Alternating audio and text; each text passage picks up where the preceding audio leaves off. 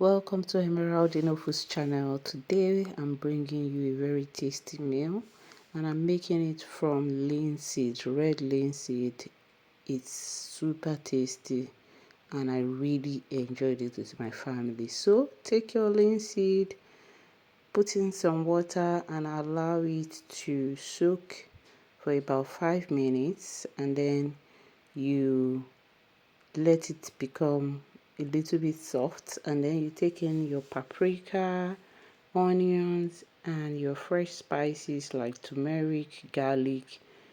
You cut it into chunks and then you blend up with your soaked linseed. Okay, so make sure that your linseed is a little bit soft so that you can blend it into a very smooth paste. Make sure you blend it into a very smooth paste and allow the paste to be like fluffy. You know how paste can be fluffy. Now pour it into your bowl and then we begin to add in other ingredients. Other ingredients like our oil. You can use olive oil. I use sunflower oil here. You can use olive oil. You can use coconut oil.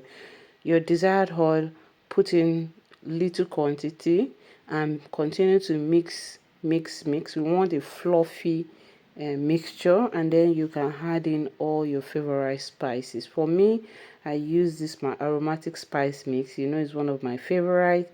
I added it, and then I added in salt, and I added in a little bit of chili. So you can skip that if you don't want it to be chili, or you don't want certain spices. You can use your own favorite spice. Okay, and make sure that you taste the batter and see that the salt is enough before you start pouring inside the container.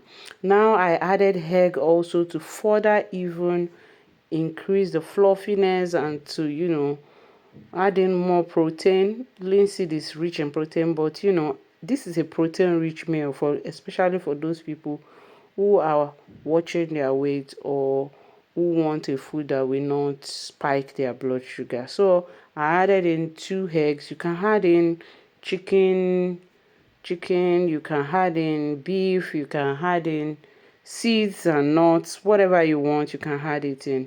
Now you can pour it in your containers, different containers that you want to use, and then cook in boiling water.